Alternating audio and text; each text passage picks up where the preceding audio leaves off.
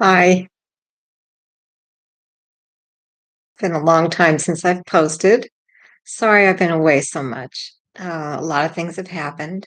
And just to let you know, I moved again and now I'm in my own place instead of just house sitting. And it's been wonderful to have our own little house. Um, after we got moved in, I had a death in the family. And so Kato had to go back to the big house. And she had to live outside, and it was pretty hot.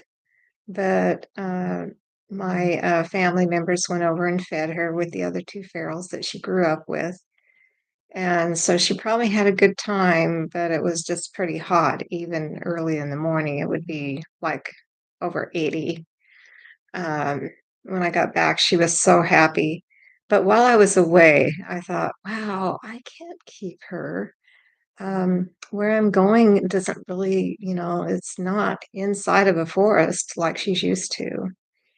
And I thought it just wouldn't be fair. Plus, I had found out that there was a leash law. I had no idea there was a leash law here, but apparently, and I don't know what, all the other states are doing, but apparently we've got a leash law here in the deep south, is where I am. I'm not going to say.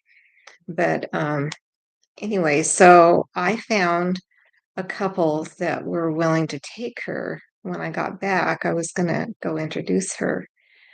However, I was gone for 3 weeks, and I'm telling you, I could not wait to get back. I missed her so much. And even though I was being comforted while I was away, by other family members, and I went walking almost every day and stuff like that, which was very healing. I missed my little buddy. And, she's not very affectionate, or she wasn't. And I've got an update about that to post soon. But when I got back, I realized I could not part with her. So I kept her. And even though it didn't seem fair and she was not used to having to be on a leash, we went back to the leash training, which we had given up on because I thought that I would have to leave her at the big house when I moved. I didn't know what was going to happen. So it all turned out fine by now. But it's been a real adjustment. And what we've had to do was go through several leashes until we found that one that was escape proof. And that's a real, it's a real issue because she did get away a couple of times. Um, while while I was waiting to find the right one, I had to find ways to get her outside,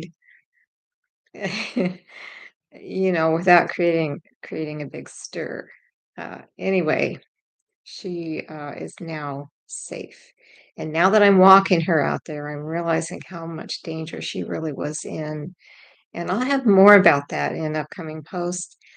I'm realizing this is a big deal. Um, Leash training is not something that most people think about.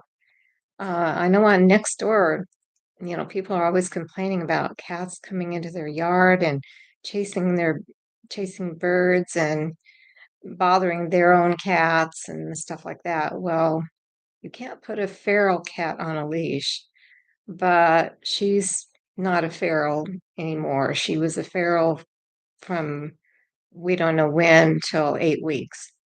We don't know what happened to her.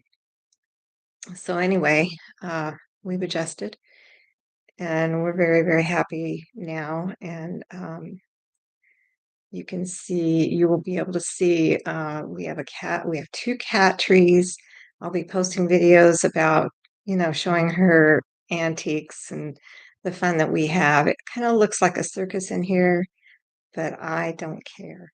I don't care. And I've had my neighbors come inside and they go, "Oh, I love what you're doing in here." So, I mean, it is what it is. I'm living alone at this stage in my life, and if I ever had another friend I was living with or got married again or something, they would definitely have to be a cat lover. So anyway, what else was I going to tell you?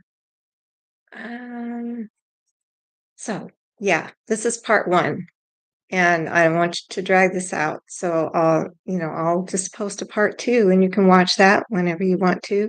I hope you have a great, evening and do some things to settle down and have a good Monday. All right. Thank you for listening. Bye.